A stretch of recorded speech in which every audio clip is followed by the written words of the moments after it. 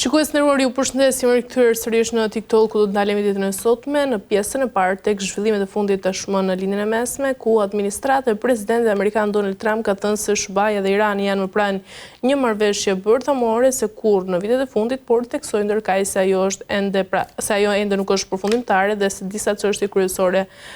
mbeten tashmë të hapura. Pikërisht për diskutuar mbi këto zhvillime ditën e sotme, kam të ftuar zotin Ardian Elezi. Ju përshëndes kënaqësi. Përshëndetje, nderuar, kënaqësi dhe për mua. Atëherë, zoti Elezi, Washingtoni nga një ran flet tashmë për progres 95%, por ajo që lind pyetja është se çfarë fshihet tashmë mbas negociatave që ndoshta mund të ndryshojnë të gjithë lojën në linjën e mesme. Pra, nëse do të kemi një marrëveshje mes SBA-s dhe Iranit apo jo, edhe mbas kësaj që është njoftuar tashmë nga administrata amerikane. A mendoni se është duke u përgatitur një marrëveshje që do t'i japë Iranit, të themi, atë frymarrjen ekonomike në këmbim të një paqeje të përkohshme, flas një të përhershme?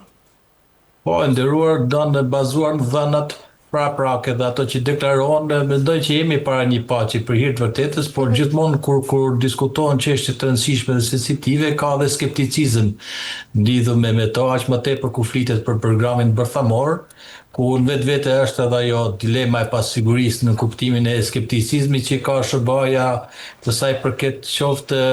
kontrollit të zbatimit marrëveshjes, garancive që do të afrohen nga Irani, do të ai marzhi pasigurisë 5% të saj, po flasim gjithmonë nga atë që është deklaruar, si kundër edhe për nivelin e pasurimit apo heqjen e sanksioneve ndërkombëtare, si kundër edhe të tjera të cilët janë aspekte të zbatimit marrëveshjes kryesisht, dhe kjo do t'i shërbente shumë Iranit në kuptimin e saj, nëse do të realizohet dhe do ta jepte këtë garanci edhe për të garantuar të frymarrjen e vetë për të fitu kohë, në mënyrë që të çlirohen energjitë e saj, që të ekonomia rigjallërohet, të ulet inflacioni, plaga sociale po ashtu të zhrohet sigurisht, edhe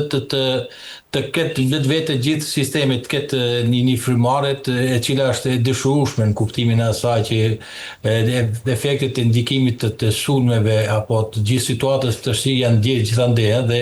Irani e ka të nevojshme këtë frymarrje në kuptimin e heqjes sanksioneve ndër të saj që janë nga perëndimi i SBA-ja, po si kundër edhe për livrimin e mallave dhe atyre anijeve që dalin nga xhiri persik, të cilët janë bllokuar në Oman dhe pas nga SBA-ja, si kundër edhe për bllokadën detare tërësisht në kuptimin e saj. Të gjitha këto janë elemente të cilët japin mundësi Iranit të letë të marrë frym, po nga ana tjetër kërkohet që të zbatoj ato pikat e marrëveshjes të cilët palët janë negociuar dhe janë dakorcuar në parim për sa i përket asaj bërthamore kryesisht, por marrëveshja është gjithë përfshirëse në elementet e saj, për gjithë ato të cilët janë kërkuar nga SBA-ja, por që i ka hasur rezistencën e Iranit gjithmonë në ato pikat dhe diskutimet që janë bërë në tryezat e shumta. Irani ka kërkuar një përfshirje të gjithë shkaj lidhur me të, që ta ruajë edhe ta ruajë fuqinë e tij rajonale, do varësisht nga fakti se si do të jenë këto, çfarë kërkon Irani, qoftë në ndërtopsimin në heqjen e sanksioneve, bllokadës detare, atë bllokimin e fondeve, po ashtu Iran, kështu SBA-ja ka të bëjë me shqetësimin kryesor, ato që thanë në pyetjen e panelit, pyetjen e kësaj që ka të bëjë me kufizimin e programit bërthamor dhe uljen e nivelit pasurimit të uranit, si kundër edhe uljen e gjithë potencialit që përmban Irani si rrezik për rajonin. Ndërkaq, zoti Elezi, për herë të parë duket tashmë se Teherani është i gatshëm të lëshojë po i quaj për uraniumin e pasuruar pranë nivelit bërthamor. Mendoni se gjitha kjo është tashmë një tërheqje strategjike nga ana e Iranit, apo nga ana tjetër kemi një kurth diplomatik ndaj Shteteve të Bashkuara të Amerikës? Ndërruar mund të janë të dyja në kuptimin e saj, që kur themi që po lëshon është i imponuar pikërisht nga ajo situata me cilë përballet Irani nga ndikimi i efekteve të krizës, që është një situatë konflikti i zgjatur që ka ndikuar edhe në ekonominë e financat e Iranit, po ashtu edhe në aspektin social, edhe gjithë elementet e tjerë si kundër edhe atë në politikë, në kuptimin e ndarjeve që krijohen apo mund të krijohen në një situata të tilla ku palë të ndryshme mund të shfrytëzojnë pak kënaqësi në favor të interesat të Iranit. Në këtë situatë është i detyruar që që të garantohet ekzistenca e regjimit dhe bjetesa e tij dhe në funksion të idesë që ta të marrë frymë që të rikuperojë energji të humbura dhe në strategjia e tij është e dura në kuptimin e asaj se s'ka çfarë bën tjetër, në mënyrë që pa u poshtruar në kuptimin e krenarisë së tij si shtet dhe pa u cënuar sovraniteti në mënyrë absolute, është i detyruar që të bëjë disa lëshime duke përmbush ato kërkesat e SBA-s për sa i përket programit bërthamor, për sa i përket nivelit pasurimit të tij, por gjithmonë kjo në vetvete jep Iranit e konservon të drejtën e tij që know-how e këtij programi apo teknologjinë dhe gjithçka që lidhet me të, ai ta ketë dhe mund ta riaktivizojë. Në Irani bën një strategji të gjetur në këtë rast, do të thotë që e lëshon për të ruajtur dhe për të ruajtur bjetesën e regjimit, sepse është i detyruar, po dhe atë që në vetvete ekonomia iraniane kërkon, kërkon që të marrë frymë dhe që të mbjetojë, në mënyrë që të fitojë kohën e saj që të rikuperohet në një moment të dytë dhe mund t'i riaktivizojë gjithçka që ai ka pas edhe më parë. Qartë. Zotëlezi, kërkon burimet financiare të rikuperohen për shkak të asaj që është i bllokuar dhe kjo është një mundësi që duke dorëzuar atë që SBA-ja kërkon, të riagjellohet ekonomia, tregtia, shitja e naftës në mënyrë që financat e tij shndoshen dhe të financojë gjithë nevojat e shoqërisë, por gjithçka që i lidhet me bjetesën e regjimit atje. E qartë, ndërkaq administrata amerikane Zotëlezi po përdor një slogan të ri për të treguar pra se Irani nuk do të marrë asgjë pa dorëzuar, pra gjithçka që kërkohet nga ana e presidentit Donald Trump. Mendoni se Irani do ta pranojë një marrëveshje ku Shtetet e Bashkuara të Amerikës do të mbajnë gjithçka në kontroll? Ndëruar, kjo lidhet pak a shumë me atë cilët arsye pse Trump ishte skeptik me marrëveshjen Obama të 2015-s, për sa i përket uranit dhe programit bërthamor të tij, që Irani e përdori si një mekanizëm cilët e lehtësoi barrën e sanksioneve të tij dhe përfitoi, kemi parasysh të gjithë financat e tij të ngrira, me miliarda dollar në atë kohë, po nisur nga ky skepticizëm i SBA-s dhe rastis konkret presidentit Trump, ai është më kategorik në të dhe e ka kushtëzuar pikërisht lehtësimin e barrës të Iranit, pikërisht me përmbushjen e pikave të kërkuar sipas atë marrëveshjes. Ai do të shoqërohet me një kontroll të rrept, me një prezencë të inspektorëve të Agjencisë Atomike për sa i përket zbatimit të marrëveshjes dhe varësisht nga fakti se si do të jenë rezultatet e kontrollit, ai do të kushtëzoj edhe lirimin apo jo të fondeve të ngrira, sikundër edhe pikave të tjera të aktë marrëveshjes për sa i përket blokadës detare e shumë të tjera. Do të thotë që kanë në kontroll, po themi, maksimal zbatimin e marrëveshjes, të cilët i është imponuar Iranit në kushtet e një situatë konflikti, në situatë konflikti ku Irani nuk ka, po themi, strategji apo alternativë tjetër përpos saj që të imponohet vullnetit për shkak situatës, është një strategji e diplomacisë koercive që është e detyruese në kuptimin e saj që do t'i përmbushës këto obligime ose në kundër do të përballesh me alternativën tjetër të hard power, atë të sulmeve, të cilët në rastin e Trump ai asnjëherë nuk ka hezituar që ti përdor këto alternativa dhe Teherani është konshient që nëse nuk do zbatohen përballje me sulmet do të jetë absolutisht kategorike. E qartë se i përket marrëveshjes së Obamës, Zotëlezi, ndërkaq presidenti amerikan e ka sulmuar këtë marrëveshje, pra dhe nga ana tjetër ka paralajmëruar një epokë të represionin ndaj Iranit duke pasur edhe parasysh vazhdimsinë e kërcënimeve apo deklaratave me tone të larta që kanë ardhur nga ana e Shtetit të Bashkuara të Amerikës. Mendoni se gjitha kjo marrëveshje tashmë është realisht një marrëveshje më e fortë apo nga ana tjetër kemi një version të ri të marrëveshjes bërthamore me Iranin? Po është, shikoj ndërruar, nëse bëhet një ballafaqim i marrëveshjes Obama të 2015-s, ku në një farë mënyrë ishte garant dhe në atë marrëveshje ishin palë tjera pjesëmarrëse në të, qofshin ato europiane, po dhe pala kineze dhe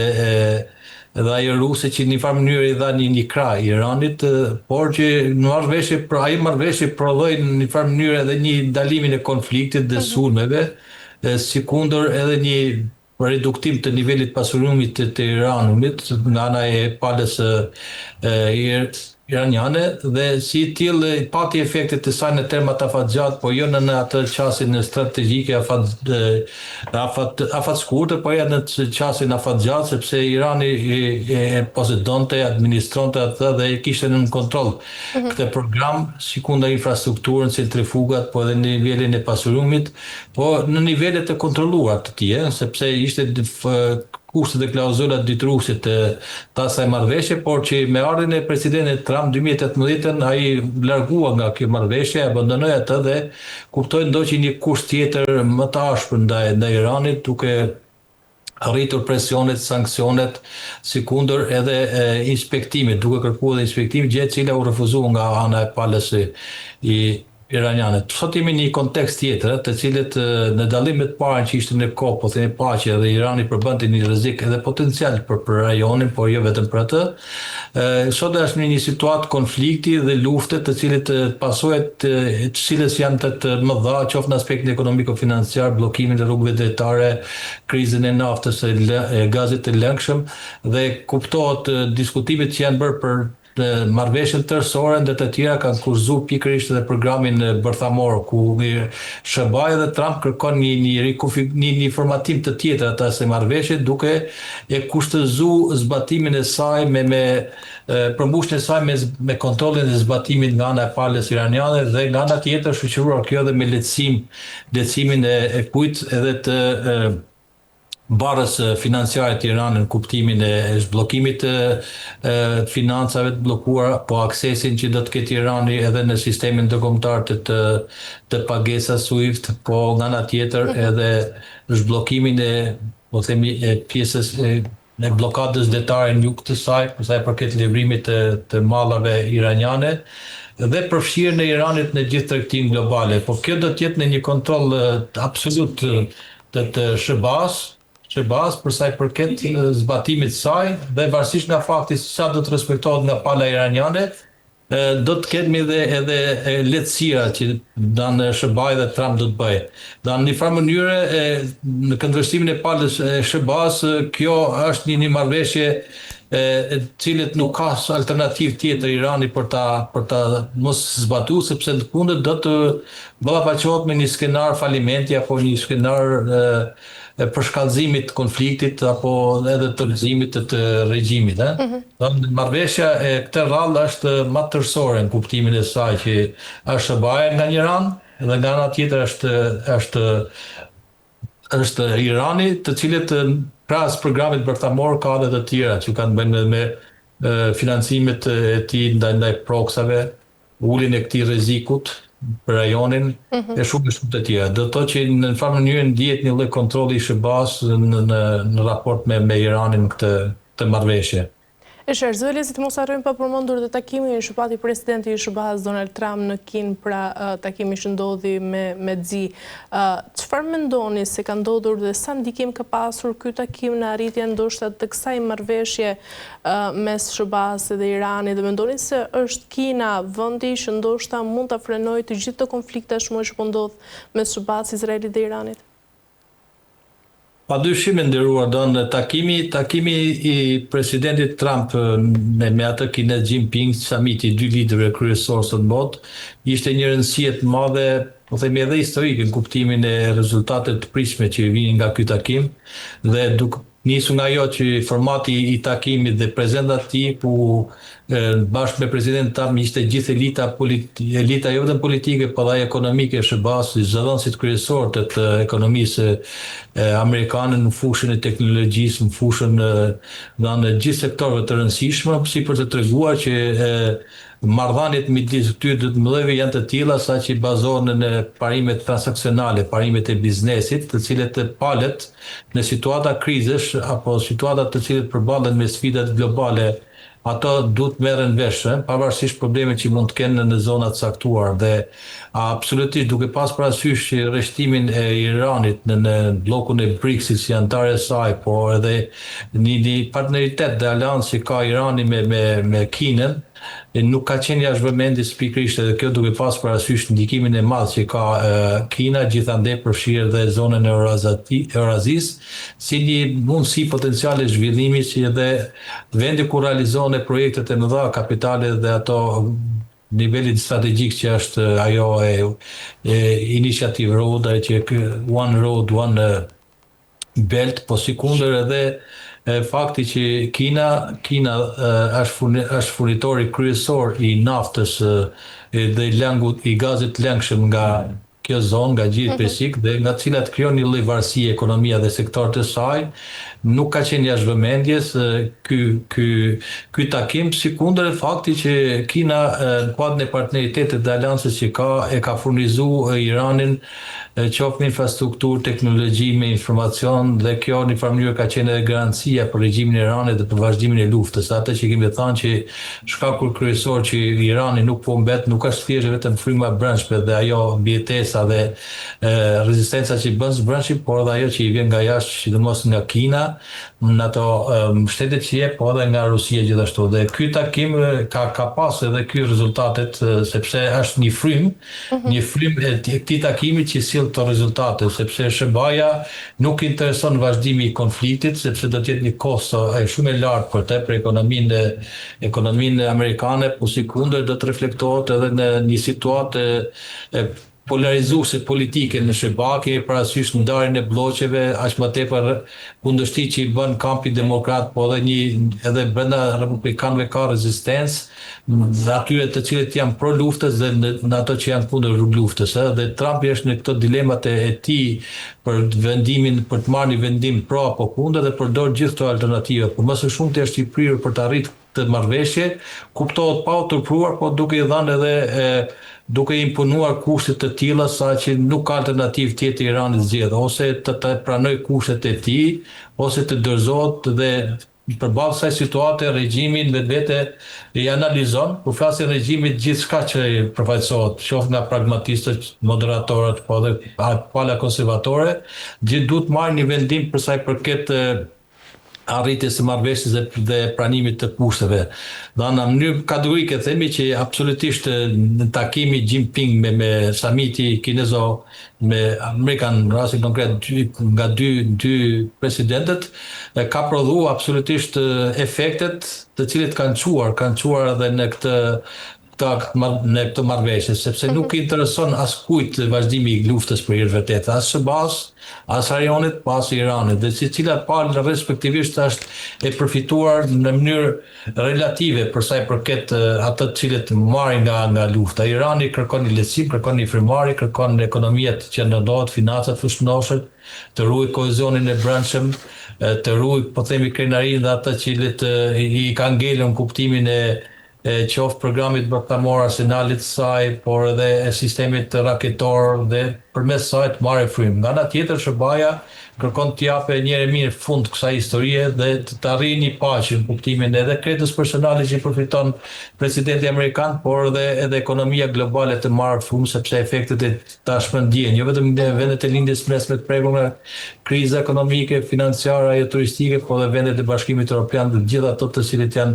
eksportues dhe importues në të radha. Gjithë janë të fituar dhe i nxisin këtë proces negocimi dhe arritjen e marrëveshjes. Qartë, mirë, zotëri Lezi, për të mbyllur ndërkaq, cili është tashmë dhe roli i vendeve të Gjirit pasi ishte planifikuar një sulm nga ana e SBA-s drejt Iranit, por sipas njoftimit të presidentit Donald Trump në rrjetet sociale u tha se këto vende i kishin kërkuar që të ndalte sulmin për shkak se ishin afër negociatave pra mes SBA-s dhe Iranit. Cili është roli tashmë që po luajnë vendet e Gjirit dhe sa ndikim do të kenë? Nderuar, vendet e Gjirit për hir të vërtetës, kur flasim për to, kemi parasysh vendin më fuqishëm që janë në Arabia Saudite, për shkak të një lloj konkurrshmërie apo konflikti që ka pasur me Iranin për sa i përket dominimit dhe rivalitetit të tij për ndikim në rajon, dhe kuptohet edhe të tjerat, qoftë Katari, qoftë Emiratet e Bashkuar, Bahreini e tjerë, apo edhe Omani, ku ky fundi po luan edhe rolin e mediatorit apo ndërmjetësuesit për qëllim të mirë në kuptimin e ndërmjetësimit për negociatat së bashku me Pakistanin. Ato janë të interesuar çfarë për të ulë tensionet dhe në mënyrë që konflikti më të përshkallëzohet, sepse nga ky konflikt koha e tregoj që ato janë të prekur e nuk janë imune nga sulmet të cilët Irani ka bërë ndaj tyre, pikërisht nga sinjalet dhe mesazhet që jep që nëse ju do bëni baza apo streja të cilët nga do goditet Irani, nuk jeni të ekspozuar në mënyrë të drejtë për drejtë nga sulmet dhe kundërsulmet raketore iraniane, dhe cilët ato në farë mënyrë e provuan një gjatë tillë dhe nuk janë të interesuar absolutisht për vazhdimin e luftës, aq më tepër që kemi një përshkallëzim të tij, cilët do të ndikojnë ndjeshëm. Kemi parasysh që këto vende nuk kanë si një sistem sigurie dhe mbrojtje të tillë saqë madje kanë fragjil dhe të cënushëm, dhe nuk garantojnë që do të mbjetojnë apo do të përballojnë sulmet që i vinë nga Irani, po edhe gjatë gjithë proksave, që nga buthit në men, sepse situata luftës është e paparashikueshme, apo reaktivizimi i proksave, sido qofshin ato nivelet e aktivitetit në milicin shiite në Irak, në Siri, apo edhe në Hezbollah, dhe si tillë dhe një situatë konflikti dhe përshkallëzimi, eskalimi i cilës do të jetë i paparashikueshëm, dhe ato që do të vuajnë më të tepër do të hapësojnë janë vendet e Gjirit, dhe pikërisht nga nisu nga kjo, ato janë në mënyrë kategorike kundër vazhdimit të luftës, për shkallëzimit të saj, por që nuk do të lejojnë që ndikimi i Iranit të jetë i tillë sa që do të ulë edhe fuqinë ndikuese të tyre shtetit. Kemi parasysh qoftë Emirateve të Bashkuara, Arabisë Saudite, Katarit, Bahreinit, danë gjithë këtyre vende, përjashtoi Izraelit, të cili është në mënyrë kategorike ndallim me këto shtetet arabe, të jetë për vazhdimin e luftës dhe të zgjidhet një mirë agjenda me Iranin, sepse tek kur shohim historinë e konfliktit në nisjes së saj në gjenezë ishte pikërisht ajo që ditë Izraeli nisi dhe u mbështet edhe nga presidenti amerikan Obama. Të kemi dy lloj qasjes dhe qëndrimesh, vendet të cilët e mbështesin dhe janë rreshtuar pro luftës në kuptimin e asaj që të zgjidhet një mirë problemi me Iranin, dhe nga ana tjetër ato të cilët janë neutrale apo marrin një qëndrim më të moderuar, sepse dinë që efektet e luftës do të bijnë mbi ekonomitë e tyre dhe mbi popullsinë e këtyre vendeve. Dhe këto vende më së shumti janë të orientuara në investimet e tyre kapitale dhe lullëzimin ekonomik, dhe janë më pak të janë imune në aspektin e mbrojtjes dhe sigurisë, sepse ajo garantohet përmes aleancës dhe partneritetit që ka me SBA-n. Dhe kjo luftë në farë mënyrë i nxorrin pa edhe këto probleme tyre, këto sfida me të cilën ato përballen, dhe nisu nga kjo, nga këto eksperjenca, vlerësime dhe mësime që i bën nga ky konflikt, ato më tepër janë të prirë vendet e Gjirit. Kemi parasysh që nga Kuvaiti, Emiratet e Bashkuara, Bahreini, Arabia Saudite, Omani e kështu me radhë, të cilët janë të interesuar që të ke luftë të arrihet një paqe dhe jo të përshkallëzohet, në dallim me qëndrimin radikal që ka qeveria Netanyahu dhe Izraeli, të cilët përmes saj kërkojnë një mirë që të jepet fund kësaj lufte. Në situata është e dyzuar në kuptimin e asaj që nuk ka një konsensus në vendet e lindjes mesit të cilit e mbështesin alternativën luftës të goditëse ndaj Iranit, por kërkon një pashtim në mënyrë që ekonomitë e tyre të marrin frymë të rigjanëllohet, turizmi të vazhdojë, sepse kemi një ndikim radikal të këtij konflikti në këtë sektor të rëndësishëm, si është edhe burimi etik pas naftës dhe gazit për ekonominë e këtyre vendeve. Mirë, zoti Lezi, kemi arritur në fund, ju falenderoj për çdo informacion, ishte kënaqësi. Të përshëndesim, nderuar, kënaqësi edhe për mua. Mirë, shikues nderuar, po mbyllim këtu këtë pjesë të parë ku ndalem tek zhvillimet e fundit tashmë në lidhjen e mesme dhe konfliktin mes Shubas, Izraelit dhe Iranit. Do të kalojmë pas pak në pjesën e dytë për të ndalur tek Kosova dhe Serbia.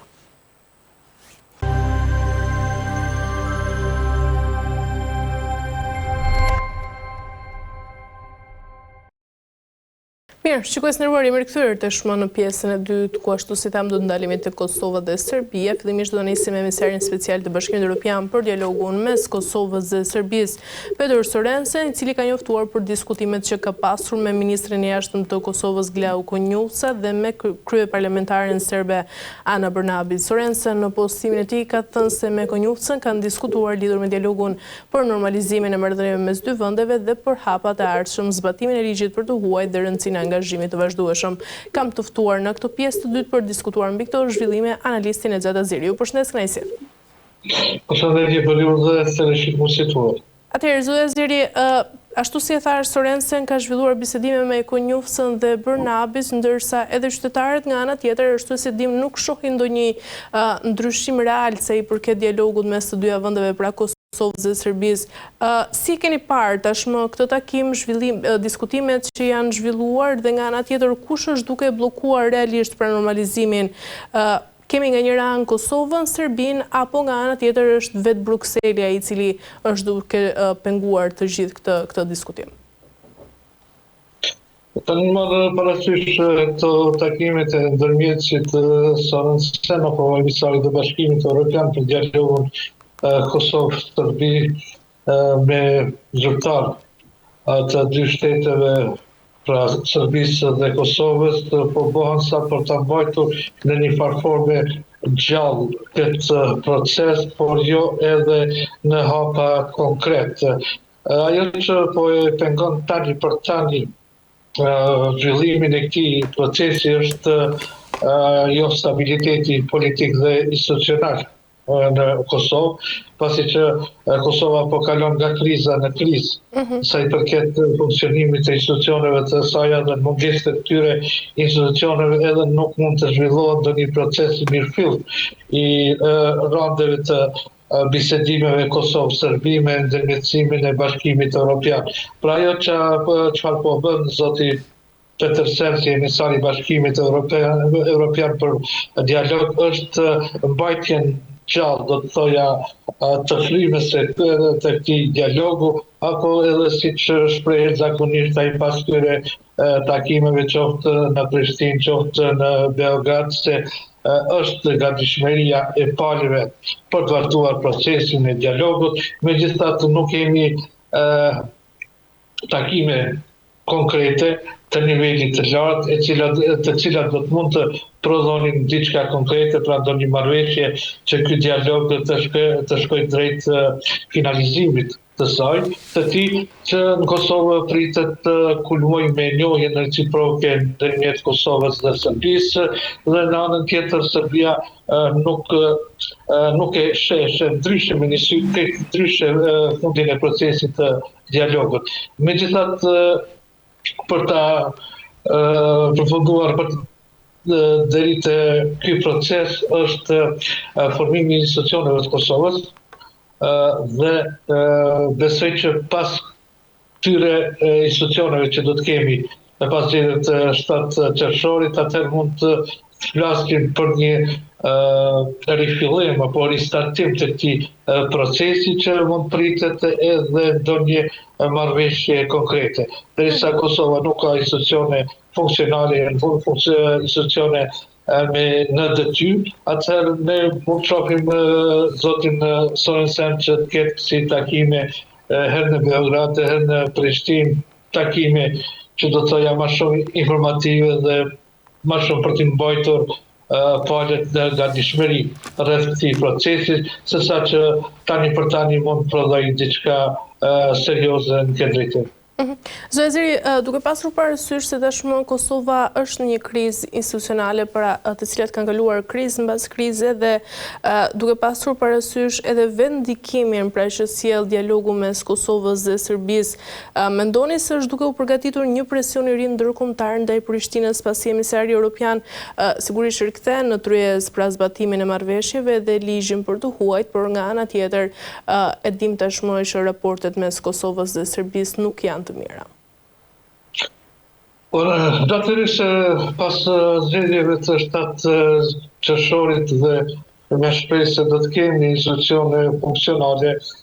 në Kosovë, atëherë mund presim që të ketë një presion në drejtim Prishtinës, por edhe të Beogradit, që palët të jenë më serioze në procesin e dialogut apo të bisedimeve që do të vazhdojnë të mbahen në Bruxelles. Është shumë e kuptueshme që të ketë një presion të tillë, sidomos në drejtim të zbatimit të marrëveshjeve për të cilat është dakorduar kohë më parë në Bruxelles mes Kosovës dhe Serbisë. Dhe kjo do të përfaqësoj se do të kuptuar se askush nuk ka që të humbë Kosovën dhe Serbinë në një proces që nuk i dihet fundit, me një proces që prolongohet me qëllim her nga një palë, her nga pala tjetër, kështu që do të ketë bukur presion qoftë në drejtim të Prishtinës, qoftë në drejtim të Beogradit që palët të arrijnë marrëveshjen përfundimtare, e cila mund të themi se mund të jetë diku në dhjetor të këtij viti, nëse gjithmonë e kemi pikpyetje nëse ka stabilitet të brendshëm politik qoftë në Kosovë, qoftë në Serbi, pasi që kemi edhe shembull tjetër në Serbi që edhe atje mund të kemi zgjedhje në vjesht, kështu që nëse nuk ka institucione funksionale qoftë në Prishtinë, qoftë në Beograd, atëherë sërish ky proces mund të prolongohet pa pasur ndonjë rezultat konkret. Dhe do ta kemi një gjë parasysh se procesi i dialogut me Serbinë është në interes të Kosovës, pasi që Kosova me arritjen e marrëveshjes përfundimtare në këtë dialog me Serbinë, atëherë mund të ishte perspektiva e saj europiane apo procesi integrues euroatlantik do të ishte shumë më i lehtë. E qartë. Zoti Zeri, nga ana tjetër duke pasur parasysh edhe standardin e dyfirsh që ne kemi folur prej kohësh këtu, që ka pasur nga ana e Bashkimit Evropian, pra kemi pasur një standard dyfirsh sa i përket Kosovës, por edhe Serbisë, pasi Kosova pati masa ndëshkuese nga ana e Bashkimit Evropian, por për Serbinë nuk është se ka pasur presion të shtuar sa i përket proceset të dialogut. Mendoni se tashmë është sërish Serbia ajo e cila po fiton terren të shuajmë në Bruxelles përballë Kosovës?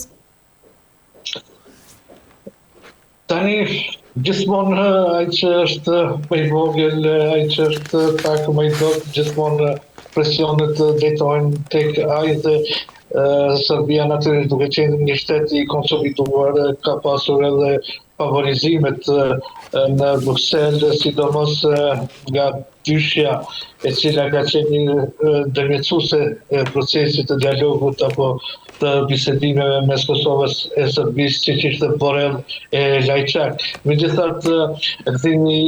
tashmë ka një atmosferë më ndryshe në Bruxelles dhe besoj që favorizimet që janë bërë Serbisë nuk do t'i bëhen më për shkak edhe të atyre që edhe Bruxelli, por edhe në përgjithësi faktori ndërkombëtar nuk po sheh rezultatet e veta,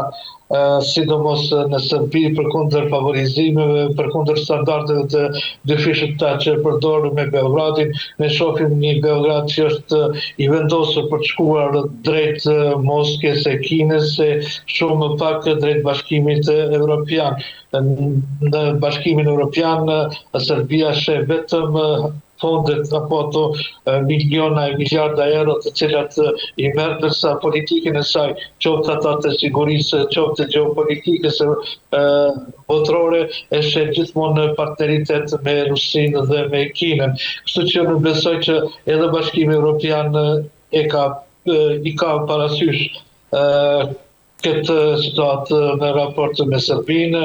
dhe tani mos hapja e kapitujve të ri për Serbinë drejtim të antarësimit të saj në Bashkimin Evropian, ku një nga kushtet thelbësore është edhe përparimi i bisedimeve apo i marrëveshjeve në dialog me Kosovën, është një nga kushtet që si duket Beogradi e ka të kalueshëm, kështu që shpresoj se mënyra apo forma e zhvillimit të procesit si ka qenë më parë me Borrellin dhe Lajçakun, dy emisar të Bashkimit Evropian që janë marrur me procesin e dialogut Kosovë dhe Serbi, tashme me Soronsenin do të kemi shumë çka më ndryshe dhe vetë Brukseli e ka kuptuar se me favorizimin e një palë dhe me dënimin e një palë tjetër nuk janë rezultatet e kërkuara në procesin e dialogut Kosovës me Serbinë. E qartë, zëvëziri, në kulmin e debateve për dialogun mes Kosovës dhe Serbisë, nga ana tjetër ish presidenti Vjosa Osmani ka ngritur dyshimet forta mbi takimet të mbyllura të Albin Kurtit me Aleksandar Vučić dhe Miroslav Lajçak, duke kërkuar transparencë për bisedimet që sipas saj janë mbajtur larg syve të qytetarëve, por edhe të institucioneve.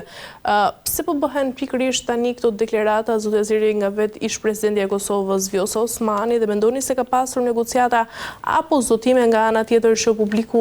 ende nuk i di? Thot drejtën deklaratet të tilla kur ipen kohë fushate. Nuk mund t'ja japim edhe atë formën e seriozitetit. Zonja Osmani ka pasur gjithë kohën e saj, duke qenë edhe presidente e vendit, për të kërkuar informim, për të kërkuar llogaridhënie sa i përket procesit të dialogut Kosovë-Serbi, që është udhëhequr nga qeveria e Kosovës, pra nga vetë kryeministri Kurti. Unë nuk mund të them nëse qëndrojnë apo jo këto deklarata të zonjës Osmani për vetë faktin se po bëhen tashmë në fushat zgjedhore. Këto, sipas mendimit tëm, është dashur të thuhen nëse ka pasur diçka të tilla, pra që kosa ishte në detyrë vetë zonja Osmani si presidente e Kosovës. Ne do të edhe gjatë këtyre ditëve të fundit apo deri në 7 qershor do të dëgjojmë deklarata të lloj-llojshme, megjithatë nuk mund të janë apo nuk mund të japim ndonjë kredibilitet aq të madh, siç e thash, për vetë faktin se po bëhen e po thuhen gjatë kësaj periudhe të fushatës zgjedhore. E qartë, mirë, zotëziri, për të mbyllur nga ana tjetër, mendoni se të gjitha këto deklarata të shumën që po bëhen ashtu si e thatë edhe ju pra në kohën e fushatës, do të ndikojnë në besimin e qytetarëve ndaj vetë qeverisë? Besoj që kanë një ndikim, por jo dhe një ndikim substancial. Ndikimi i tyre do të jetë shumë i vogël, pasi që edhe qytetarët e kuptojnë se gjithçka mund të birret si fushat zgjedhore. Ndërsa nëse këto deklarata ishin bërë gjatë kohës mbajtjes apo të zhvillimit të procesit të dialogut Kosovë-Serbi dhe gjatë kohës sa institucionet ishin me mandat të plot kushtetues, do të ishte shumë ndryshe. Pra, ndikimi i tyre do ishte shumë i madh. Ndërsa tani kur bëhen në fushat zgjedhore, dhe qytetari mund t'i kuptojë se bëhen vetëm për një përplasje elektorale, për qëllime të votave. Ajo që mund ndikojnë, ndoshta mund ndikojnë në një numër të konsideruar, apo mund të themi simbolikisht, por jo diçka në një ndikim përmbajtësor sa i përket besimit ndaj qeverisë Kurti, apo që mund të kenë ndonjë që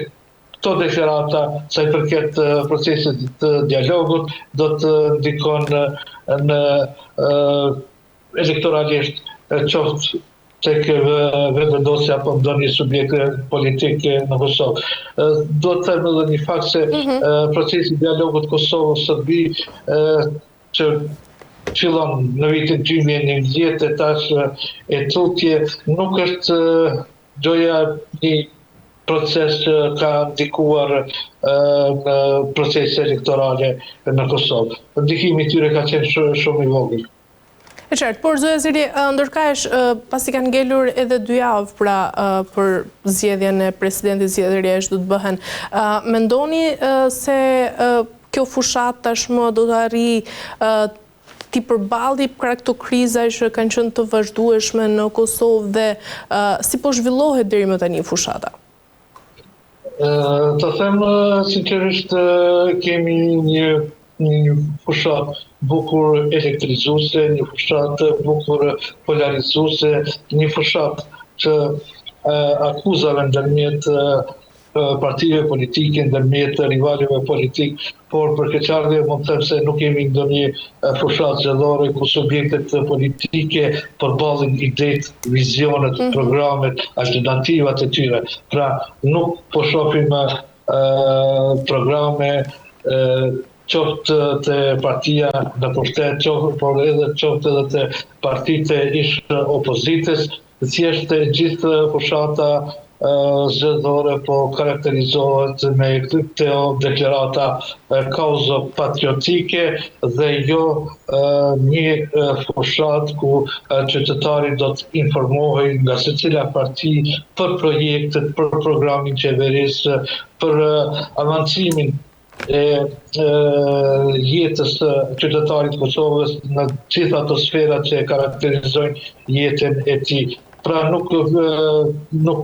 flasim për ekonomi, nuk flasim për arsim, nuk flasim për energjetik, shumë ata flasim për proceset integruese euroatlantike, obligimet që i ka Kosova dhe kushtet që duhet plotësuar për të ecur drejt kësaj perspektive euroatlantike. Pra shohim vetëm deklarata të tipit me Serbinë, kush është më patriot, kush është tradhtari, çfarë them, një fushat që nuk i shërben as pak, as zbutjes të polarizimit shoqëror që tashmë do ta pranojmë se kemi në Kosovë, thjesht po shkojmë drejt përballjeve me akuza tradhtari dhe patrioti, por jo ndonjë fushate konkrete me çka qytetari i Kosovës do të vetisohej se për kën do duhej ai që votonte. Pra kush do ta binte qytetarin e Kosovës cili program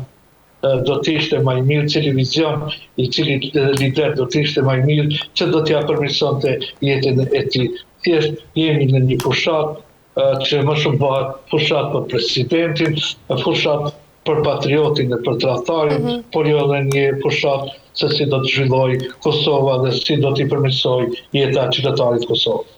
E qartë. Mirë, zotja Zili, kemi arritur në fund, ju falenderoj për çdo informacion. Ishte kënaqësi.